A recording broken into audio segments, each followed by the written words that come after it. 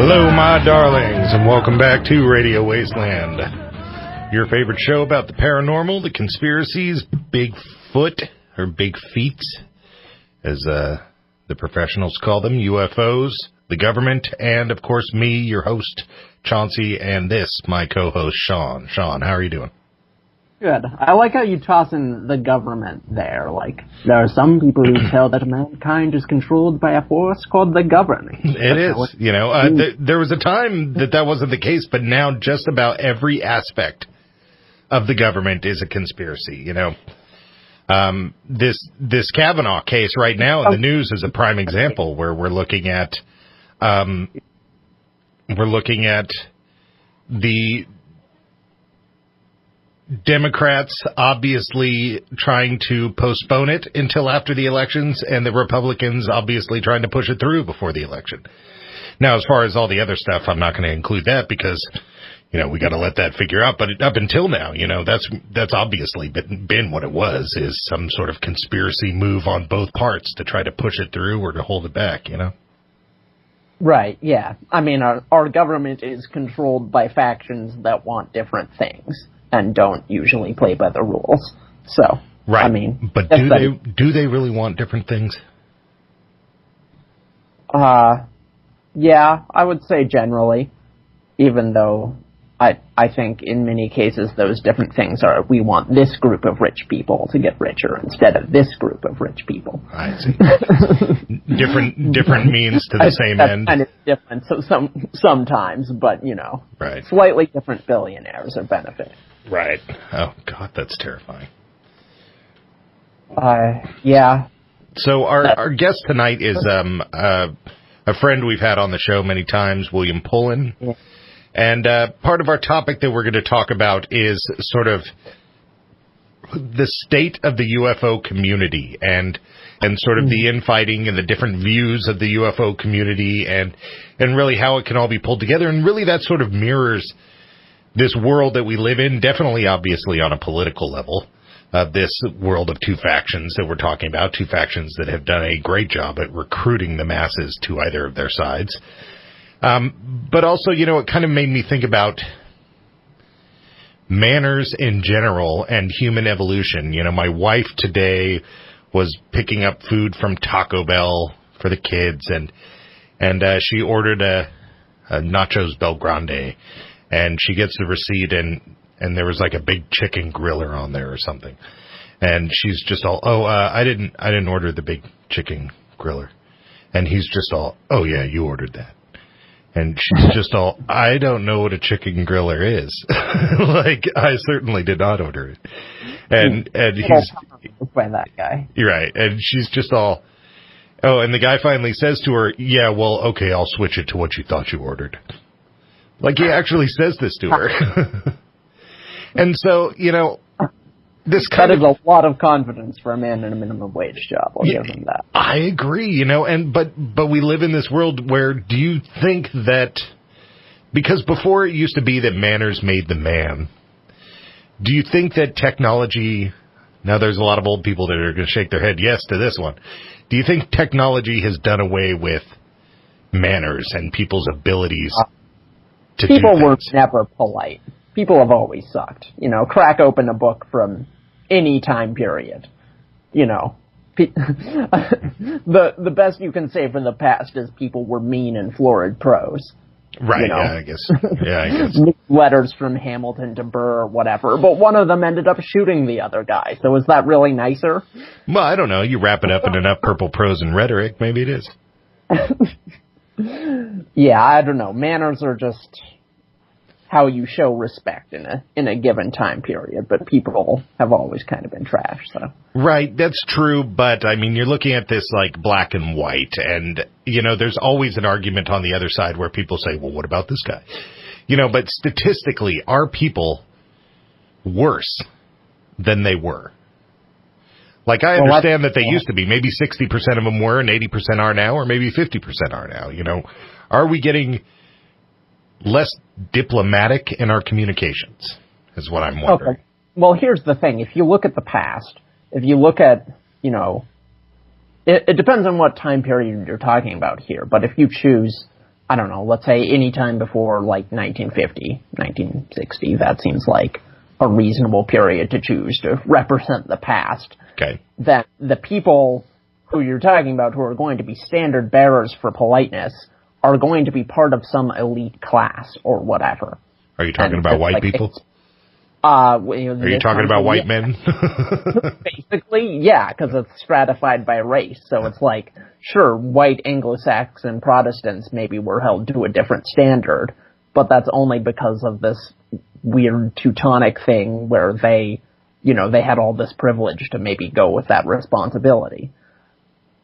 Maybe people's roles in life were a little more stratified, and so, Yeah, but I don't know. At the same time, I realize you're not trying to communicate that the people who weren't, that women and black people and other minorities weren't living up to some standard of politeness. I know you're not trying to say that. No, of course not. My point is the standard was artificial to begin with because it was a status symbol. That's right, I see.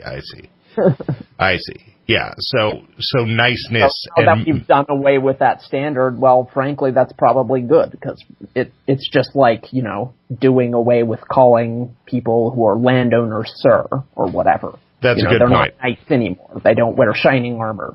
But it's good because they shouldn't. They don't need to. Right. So you're basically saying that nice and manners are not synonymous. Well, absolutely not. I mean, I don't see how you'd even argue that. Well, I think a lot of people in older generations, that seems to be what they're arguing. It's like, they're always like, if you said yes, ma'am, like this on Facebook, there's a lot of that going on. Yeah, I think that's ridiculous. I think the two are hardly even correlated and basically never were. Right.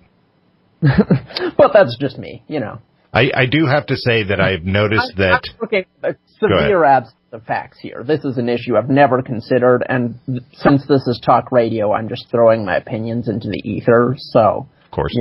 I hope they happen to be correct. Not like I've ever looked into this topic.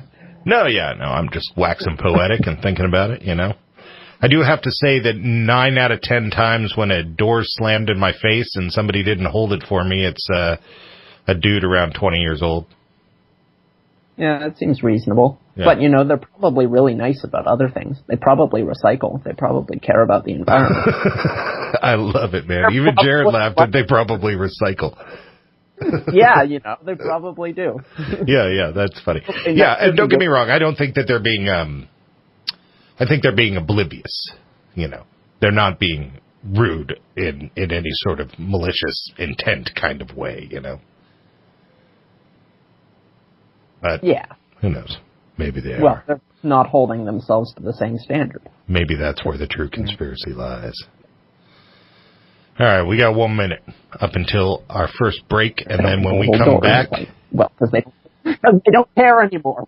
All right, when we come back, we got our guest, William Pullin, from UFO Real, UFO apostrophe Real, the UFO group, and we're going to be talking about the state of the UFO community. You are listening to Radio Wasteland. Come on back. Has been inspected at Brownsville, New Mexico, and sent to Wright Field, Ohio, for further All right, welcome back to Radio Wasteland, and our guest, William Pullin. We got you there with us, William? Yes, I'm here. Thanks, gentlemen. No problem. Haven't heard from your voice in quite some time. It's been 10 years at least. Right. Well, I guess maybe in the world of radio interviews, it probably hasn't been that long. No, not really. No. How are you gentlemen doing tonight? I'm doing good. Sean, good. Are you able to be in there with us? Sean's calling in as well. I don't know. Can you hear me? We can hear you. There we go. Yes, sir. Yes. So I am all... All right, so, William, our topic tonight is really kind of covering the state of the UFO community, what's going on with it, how we can make it better. First off, I guess let's cover, what do we really think it's doing wrong? How do we think it's sabotaging itself? But too much random speculation is believed by the general public without any kind of critical thought. People see a video on YouTube, they see a story written on the internet, they see a story broadcast on some media outlet, and they don't do their homework to see if the information was legitimate.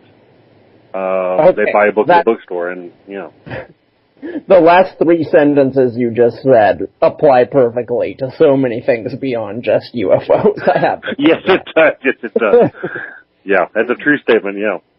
Well, I think that in this day and age where everybody is connected to their phones, I was watching this interview with Elon Musk by Joe Rogan, and he was basically talking about AIs and how we're kind of cyborgs now with our phones, and it makes us more intelligent.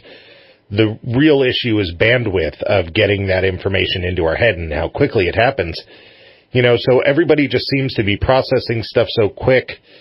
That seems to be a big part of the problem. And then the flip side is people seem to find their identities through this. In the case of politics, they're finding their identities, or in the case of UFOs, there's this massive influx of spirituality that's become blended with UFOs. And so it's there is a lot of just rash decisions because they're based on feelings instead of facts. Do we maybe need to separate those two somehow? I couldn't agree with that statement more. Yeah, there's a vast gap between belief-based systems and evidence-based systems. Belief-based seems to be more prevalent nowadays because people have instant gratification. They can look anything up on the internet and they get an answer from Google in 2 seconds. Evidence-based means someone's taking the time to actually vet the information, do their homework, and make up their own mind instead of rashly deciding this is acceptable and just going with it. And you're right, this scenario, it goes much beyond just UFOs. It transcends all our lives in every facet. So, Yeah, because I definitely see the separation in this country as not so much politics as everybody would like to think. I've had to analyze my own belief systems and really sort of say, am I latching onto a tribe, or is this really what I believe? And when I look at the side that I believe in, I definitely adhere to a side, but even when I look at the side that I believe in, I look at it and go, I really believe in about 50% of this. I don't back everything in my tribe, and it's really kind of ridiculous, but I think so many people just kind of go through without thinking. I ask my wife this on a regular basis. Am I giving people too much credit for thought? Are people less intelligent than I think they are? I know it's kind of a hateful question, but I mean, I'm curious. I think it's a legitimate question. No, any position you take, whether it's UFOs or politics or religion, what have you, there are individuals that will simply adhere to all the beliefs of that position. A cautious individual might take some of those positions to heart, but not all of them, and they're not pigeonholed in that position. In the UFO field, everyone has their own positions, but not very few individuals are ready to defend their positions. They really don't know what their angle is, what their theory they believe in. They just kind of grab onto ones that they think is cool or seems logical to them, if we're using logic. And they grab onto it, and they latch onto it, and they defend it to the death, pretty much, without really knowing the ins and outs of what that stance entails. It's very problematic when you try to look at something like UFOs. But again, this is another scenario that it transcends everything, our entire lives. So it's more of a general statement about society, I guess. Yeah, I'm sure Sean is our resident sociology guy, in my opinion. What do you think, Sean? Do you think? Yeah. What do you think on this one? Well, I mean, we're talking about people latching on to, I think you can see this the most clearly in politics. Obviously, you get someone who, is Democratic, for example, on a couple of issues, and therefore takes it upon themselves to adopt all the platforms in the Democratic Party, for example. Mm-hmm.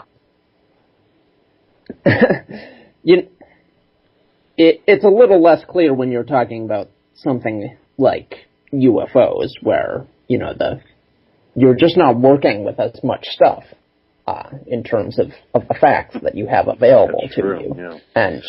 And frankly, the most reasonable positions you can come to are usually in terms of UFOs, are usually some form of I don't know. And that's just not very emotionally satisfying for people, is it? Which what is the practical value for the average person of caring about UFOs? Well, for the average person, it's almost 140.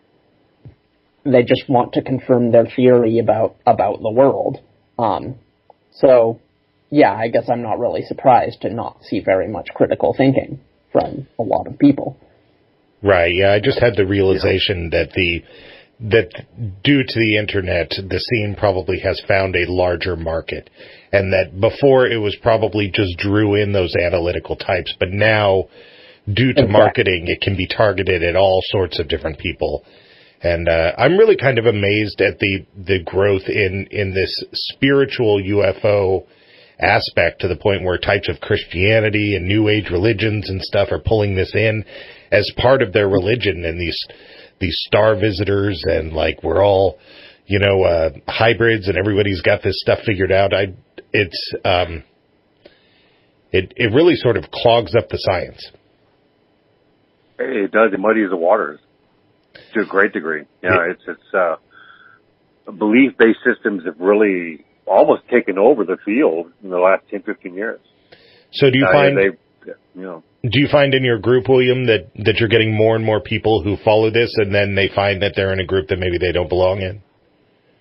No, I've always had members that have that point of view, and I encourage all points of view in my group, but I always try to pose questions to make them think. So I guess, for lack of a better term, I ask them, well, if that's your position, and I respect your position, how do you derive at that position? I'm kind of softly asking them to defend their position. And usually they get stumped. Usually they just don't know really why they've arrived at that position, which I found very interesting in and of itself.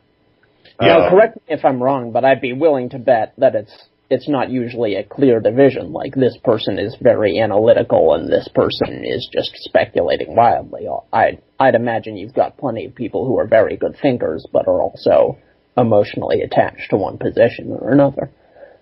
Yeah, it runs the gamut. Yeah, you've got analytical people, you've got spiritual people, you've got individuals at different points in between those two angles.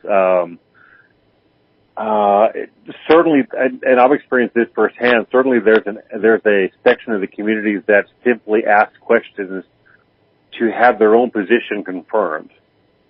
I've had people come up and ask me, what do I think about a certain case, and I tell them what I think. And if my opinion, and it's just an opinion because no one knows, if my opinion does not jive with what their thought process is, they seem to give me grief as if I was supposed to confirm their belief, and I'm not going to do that. But it's a very interesting thought process nowadays around the UFO community. I don't know why it's arrived. Well, I don't know why we've arrived at this point, but that's where we're at. This spiritual, religious, somewhat speculative or very speculative approach to UFOs, as opposed to 50 years ago, it was nuts and bolts, spacecraft, little green man. It was much more scientific and grounded. Now it's not so much. Well, we're coming up on a break here, but my personal opinion on one reason why this is going on is that I think that we have just been so inundated with choice in our responsibility. So people have always had responsibility. You grow your food, you eat, or you die. You work the land, you eat, or you die. It's been very simple. And nowadays people have just massive amount of choice in front of them. And I think they take some of these higher questions and they just want to sort of file them away as answered so that they can go on with sort of juggling all of these little thoughts that people have to do in order to eat and not die, It's a conspiracy I've talked with Sean about, where I think we're purposefully being spun around in a circle. All right, you're listening to William Pullin here on Radio Wasteland. Come on back. It is known throughout the academic world, the medical world. It is known throughout the Air Force. All right, welcome back to Radio Wasteland and our guest, William Pullin. We're talking about the state of affairs in the UFO community. We were talking a little bit before the break about how people seem to, bait the situation, especially when you're leading the group. They're probably looking to bait you because they're going after the biggest dog in the room.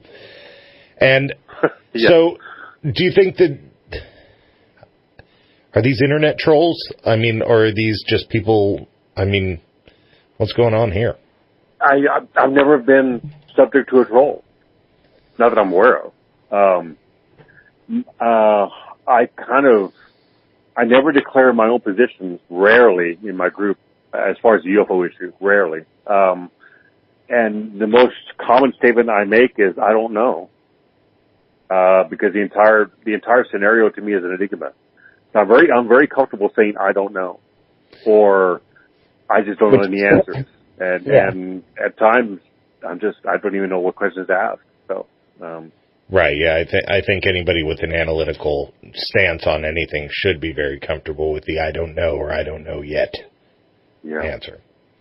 Mm-hmm. So really, I guess the question has to be raised: how do we separate this? How do we, create an effective UFO community for a world where everything is available? Do we become much more separatist, much more discerning about who we let in, or is it down to big data, or how do we do this? My take in my group has always been, and I think it would work.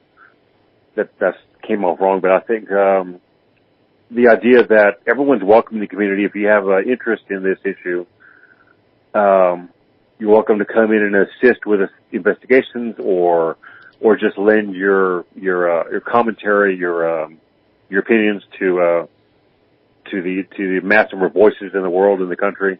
I guess it would really pay dividends to just investigate all aspects of the phenomenon. Somebody might have the right idea.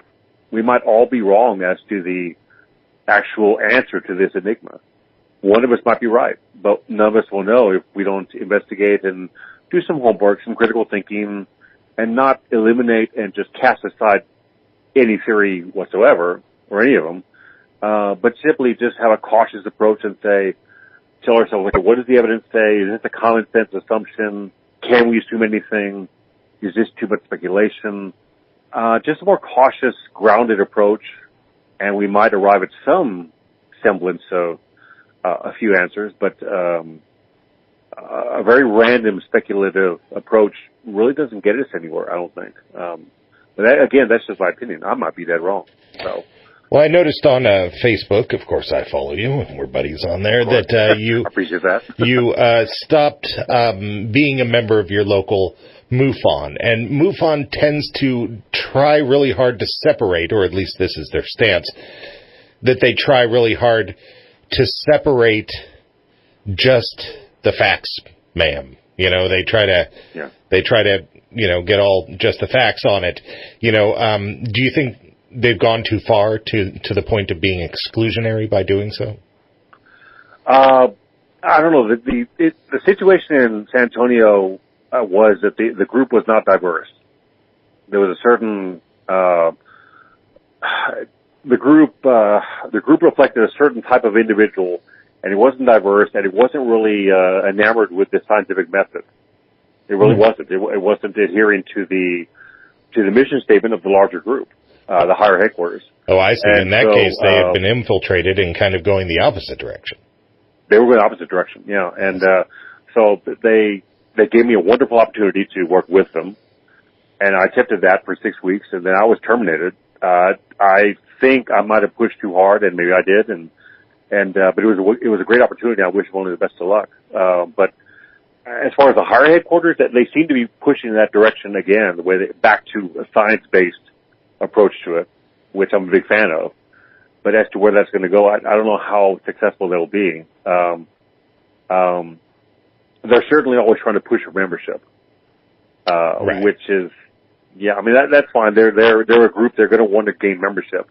but they can't lose. For a while, they've lost sight of their mission statement that they need to regain their focus, scientific examination of the UFO issue, and hopefully that refocusing will pay dividends. But it remains to be seen. We'll see. Now, I want to point out that this kind of issue plagues, mainstream scientists as well. Like, we think of physicists, for example, we think of them as kind of like paragons of intellectual integrity. But Max Planck famously said, science advances one funeral at a time. And, you saw when the theory of relativity came out in the physics field, many of the older generations of physicists didn't want to accept it because it was weird. Same with quantum mechanics. Yeah. Even in a realm that is very evidence-based, you will always have an element of just plain human stubbornness and clickiness that leads to echo chambers. Yeah, I watched that Cosmos with Neil deGrasse Tyson, and there was a whole segment on Newton being held back and having his ideas stolen from him and being held back on other ideas just because people, weren't ready to be wrong. Yeah, that is certainly a scenario. They always say the new ideas aren't accepted until the old guard dies off, which sounds very harsh, but maybe kind of true. That's certainly been the scenario with science. New theories have experienced a lot of negative kickback. They haven't been accepted, and as generations go by and the older guard dies off, the new ideas that were once ridiculed turn to the mainstream. They become accepted. Like you said, with relativity and now with quantum mechanics, those theories faced a lot of kickback when they were first revealed and discovered. Now they're mainstream physics. Einstein famously didn't care much for a lot of theories of quantum mechanics. He felt there had to be something we were missing that would make it more explicable and Newtonian. Yeah, spooky action at a distance. Exactly. Yeah, or what do you say? God does not play dice. Yeah. Something to that effect. Yeah. So. Yeah. Well, turns out maybe he does. Maybe he does. Perhaps. It kind of seems like the UFO community needs a new, like a retronym. Like you used to have mail, and then you got email, so now we got to have the retronym of snail mail. UFO research, it kind of seems like it needs to be split into two angles. One would be, UFO spirituality, and one would be UFO science or something. We need to somehow differentiate those two so that we can sort of collect information. Yeah, I mean, that may be a great approach. I mean, any approach that pays dividends is good. I mean, on a personal level, I'm open to all angles. I mean, I'm a science-based guy, but if someone else can use an approach that's not science-based but pays dividends and they gain information and knowledge from that, more power to them. I mean, in the end result is that the entire community, we all want the answers to the UFO issue. We all want this problem solved. However we get there, I mean, I'm a science guy. I prefer science, but if some other angle, some other approach gets us to the answer for the UFO enigma, more power to them, whatever gets us there. So maybe a change in the approach would be effective. Maybe going back to approach that was used in decades past would be effective. I mean, who knows? I mean, we'll see what transpires, but it's interesting how the changes in modern society have become apparent in the UFO community, like they have in religion and politics. It's kind of spread to us now. So we'll see what the future holds. Yeah, or maybe when these scientific reports are being taken, a checkbox needs to be checked for spiritual attitude aspect or something like that, so that we can take it into scientific consideration. Obviously there have been spiritual considerations in science, and so we can't refute those, but we do have to somehow categorize them, or we really have no place to go.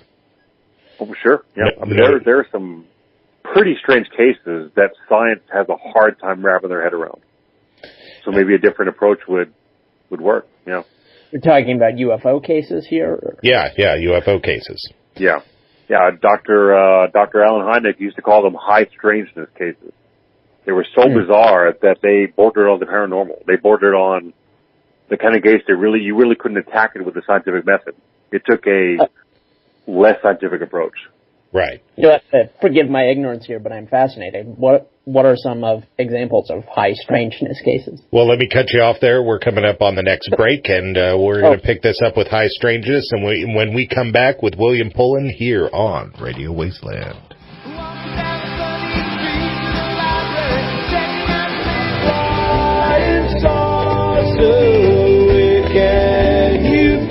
All right, welcome back to Radio Wasteland and our guest, William Pullin. Right before we went to the commercial, Sean was asking, give us an example of that high strangeness. I'm guessing that this high strangeness is stuff like skinwalkers and stuff like that.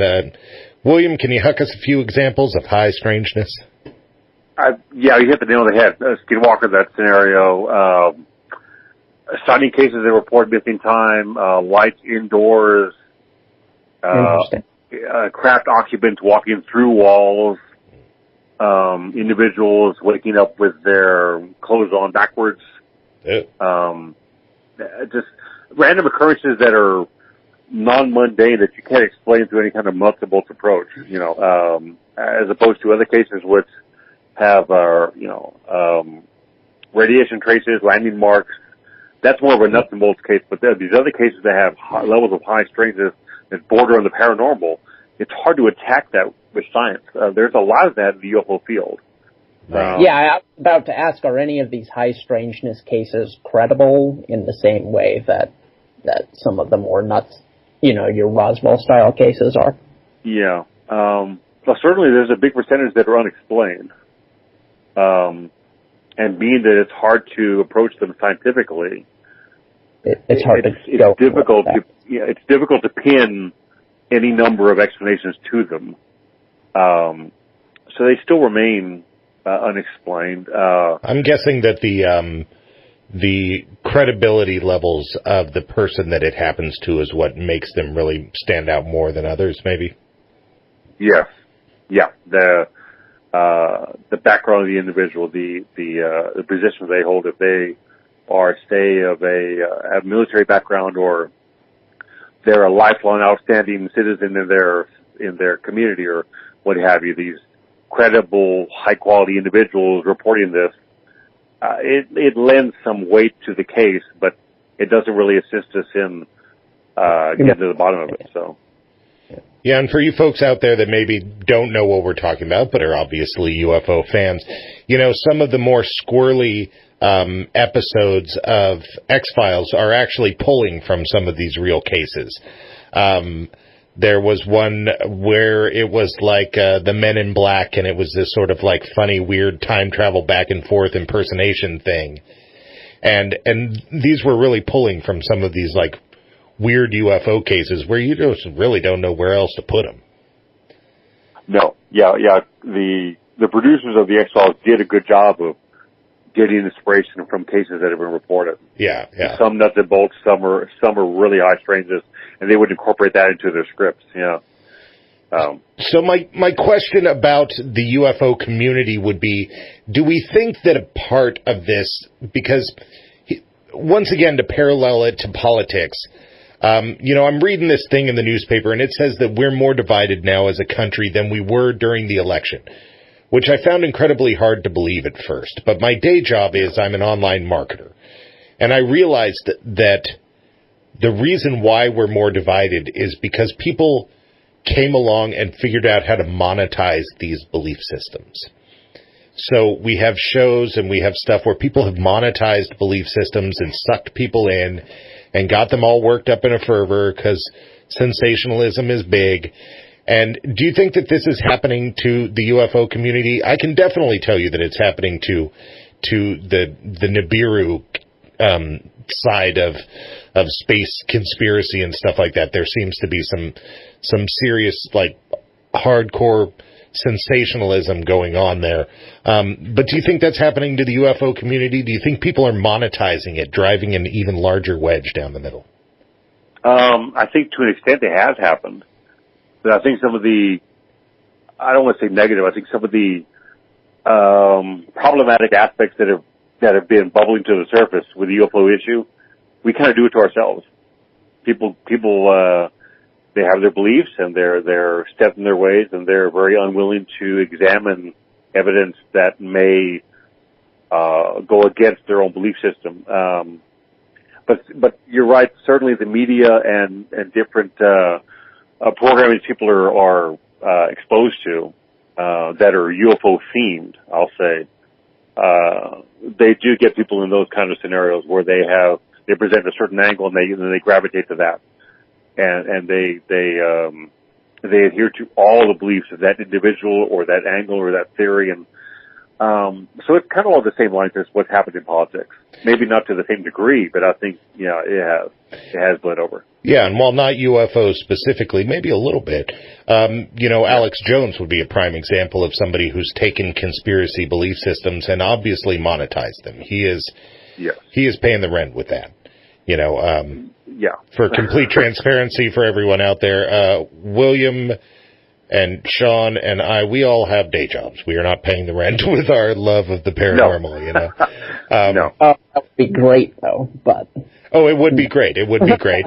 And, that's why I hope to maintain a skeptical view going in, so if the day ever does come, I can basically already be branded as the skeptical guy, so I don't need to change anything. But here's a guy who definitely... Alex Jones is a prime example of somebody who is taking this fervor and paying the rent with it.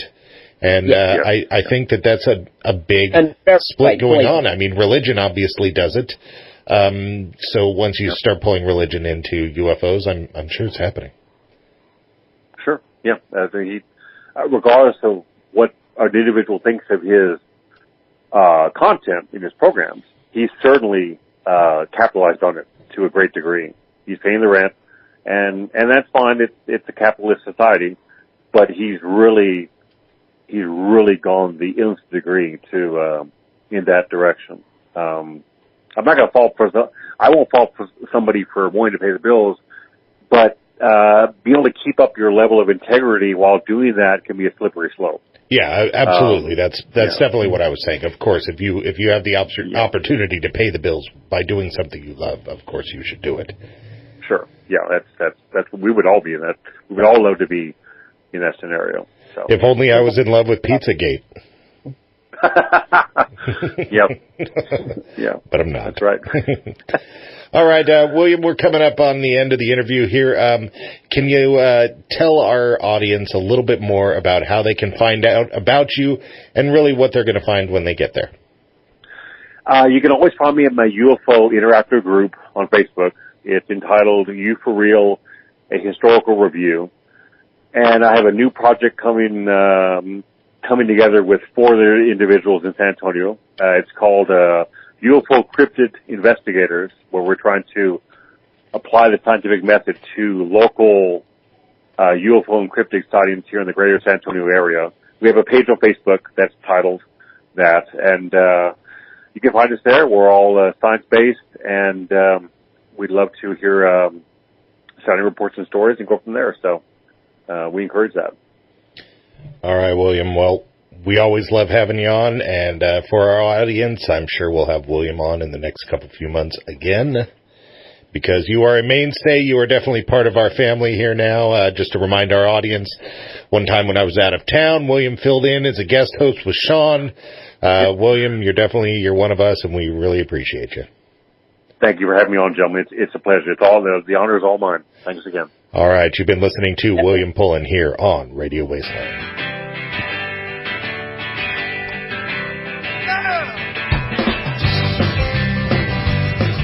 All right, welcome back to Radio Wasteland. We've been listening to our guest, William Pullin, and we've been talking about the state of the UFO community. Sean, it seemed to just be a reoccurring comparison of topics to politics. Is this more of a human condition and less of a UFO community condition? What do you think? I think it is. That's why I brought up the bit about physicists. It's like literally the smartest people who have ever lived have this problem. You know, it's at a certain point, you know, you're not just talking about brain power, you're talking about, you know, what are you emotionally invested in believing? And think about UFOs. Like, very few people make their living in UFOs. Very few people are like professional ufologists, and certainly there are those people like William Pullin who are just interested in getting to the truth of the matter. But I would wager most of the people who care about the topic at all care because they have a personal emotional stake in the answer being something. Right. So that's what people are. Right. So what do we do about that? You know, the world wasn't always this way. You know, we were not always so incredibly divided. Is there any coming back? Are we devolving? Do we need to join the Church of the Subgenius? Are you aware of what the Church of the Subgenius is? Yes, but, you know, I'm not sure I believe that we were not always so incredibly divided. I think maybe we're divided in different ways. You know, when weren't we so divided?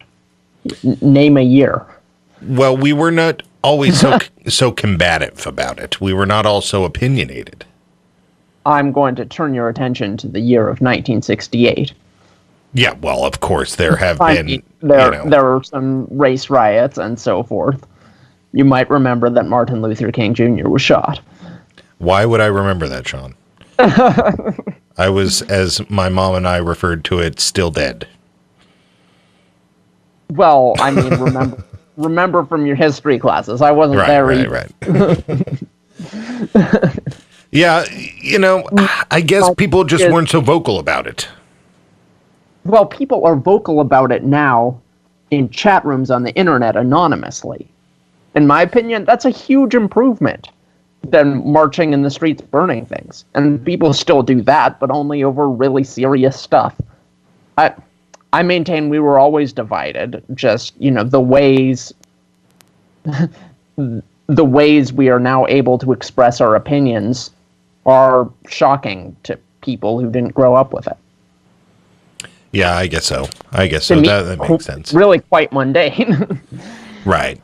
Yeah, that's true. It is just new forms of communications for people to get their assholery out there. Frankly, because, you know, a lot of the people who are talking are the ability to share your extremists. opinions anonymously, you know, that makes people meaner, but only in a superficial way. Like, you know, people aren't going out and kicking puppies more because of chat rooms. They're just mean on those chat rooms. Right. But people have always been mean when they had an anonymous platform. It's just now we have more of them. Well, I don't know. You know, there's definitely a rise in mass shootings and stuff like that, you know, so there definitely is a sociological change going on. There's a rise in mass shootings, but in crime overall and in violent crime specifically, that's all down. Yeah, no, I agree. It's other than nuclear war, you're safer now than you have been throughout all of history. It's just the only thing you're less safe of now are basically new and exciting ways to kill one another that didn't exist before. Exactly. Yeah. I mean, I do find mass shootings pretty concerning, but it's all still in the context of an age of much greater relative safety for most people. Right. And so, you know, do you think we're getting better? Do you think that, you know, I like to point out to people because I always said that if I had a superpower, my superpower would be the ability to gray up any conversation ever. And, you know, I like to point out that evolution... I think you may already have this ability, but go on. Yeah. You know, people think of evolution as this linear path from bad to great, and that it's not. It's really just exploiting a loophole for resources. Do you think we're actually getting better and we're getting somewhere, or do you think that this is getting worse? I don't think in a biological sense we're still evolving, because I don't think, you know, we don't live in the jungle. We don't really have survival of the fittest. Well, there's no such thing as stopping. We're either evolving or devolving. Even the crocodile, sort of living fossils like that got smaller. Yeah, but they didn't they didn't live in a society.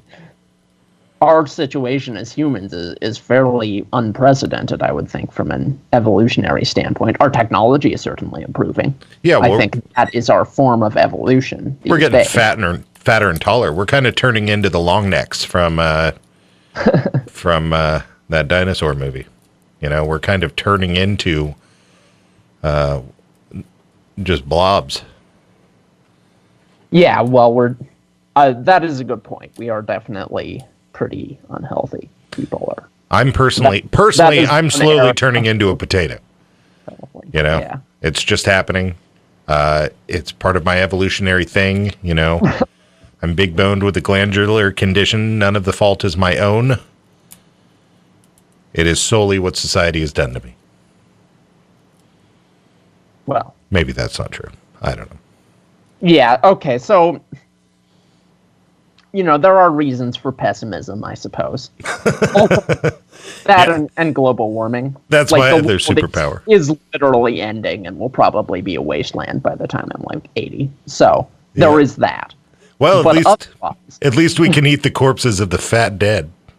Exactly. High in calories. Which is hard to come by. Totally. Yep. We can light our oils with the potato chunks blubber. All right. You're listening to Radio Wasteland. What's your opinion? Do you think there is some way to make the world kind of, at least slightly, think that they're working together? Now, we are working together, but do you think that there can be a way that people can work together? All right, come on back. You got some news.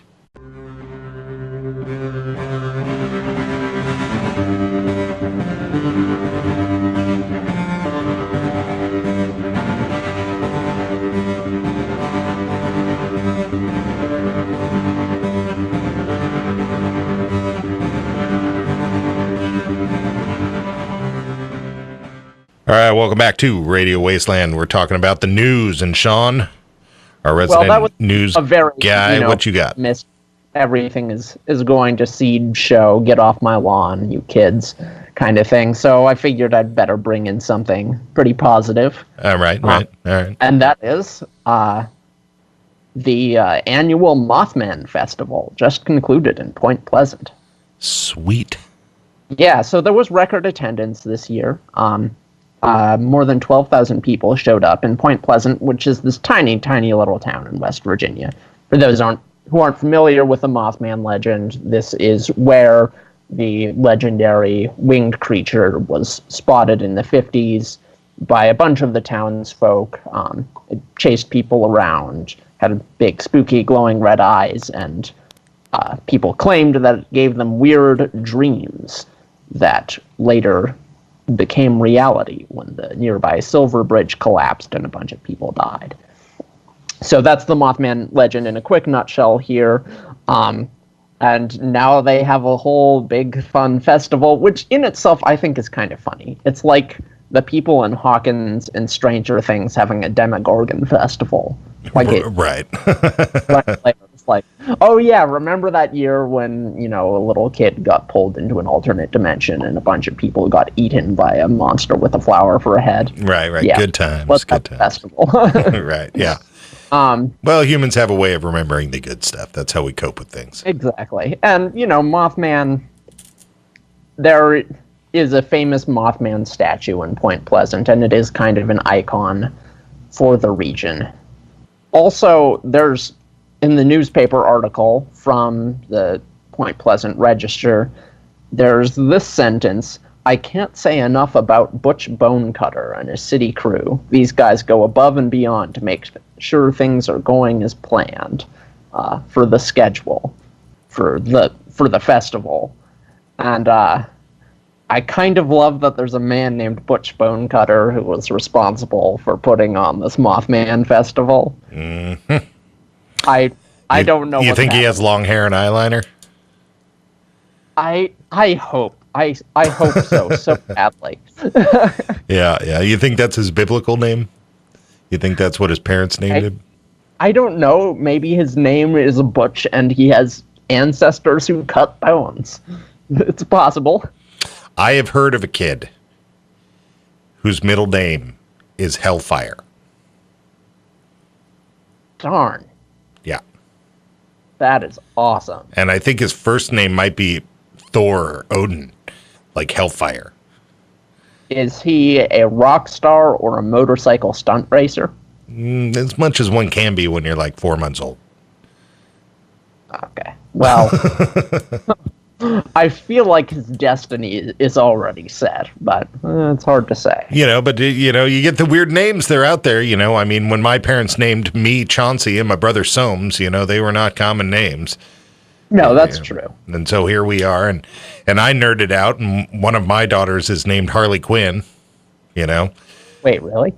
Yeah, I knew you had a daughter named Harley. I just didn't know it was Harley Quinn. Oh yeah, my youngest daughter's name is Harley Quinn. That is awesome. Is she voiced by Tara Strong? No, but she's 17.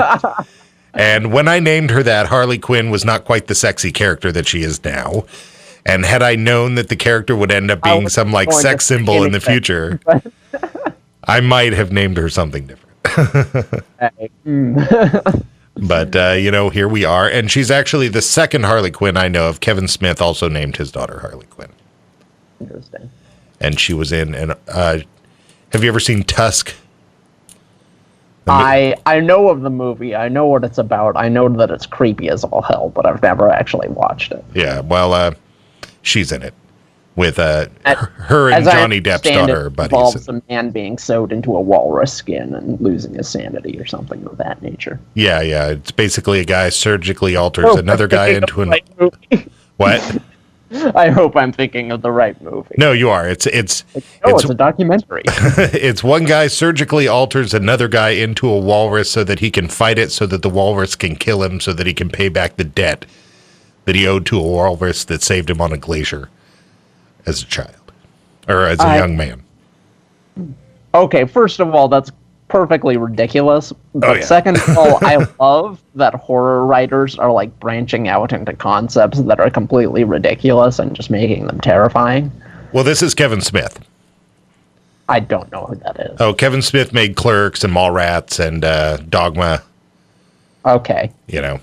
And so is this a comedy or is this a movie that is played completely straight for the horror? Both. Okay. And then the sequel to it is Yoga Hosers, which is about the same two girls, and they work at the A to Z, which is and basically there are a bunch of Nazi sausages that have come back to life that are taking over the town. And the third in the trilogy that's about to come out is called Moose, and it's basically a retelling of Jaws, only with a moose up in Canada. Yeah. Okay, whoever made this is a genius. I agree. Absolutely awesome. Which, goes to show and bring us back to Mothman and the festival. I really wish that something fun like that was going on where I'm at, The closest we got is every year Terry and we like to go down to Gold Rush Days in Sacramento, man. That's a lot of fun. Where everybody's all dressed up and they do all the streets, like they cover them in dirt so it looks like the Old West and everything. I just love all this stuff and pageantry, getting into the pageantry and just having some fun. We've got to have a paranormal festival here in Reading, but it's hard to have one of those when you don't have anything paranormal. Well, I was thinking we need to latch on to what William's doing and start a chapter of his group here in Reading. Yeah. Now that's an idea. That is an idea. All right. Audience, thanks for checking us out. You've been listening to Radio Wasteland. Come on back next week.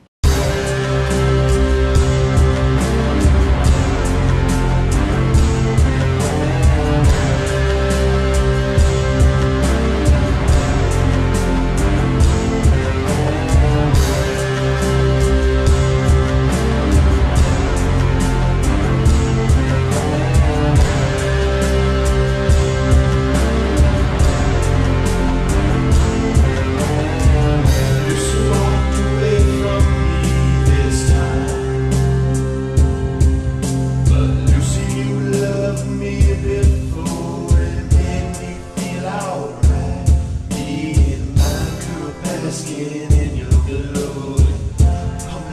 us through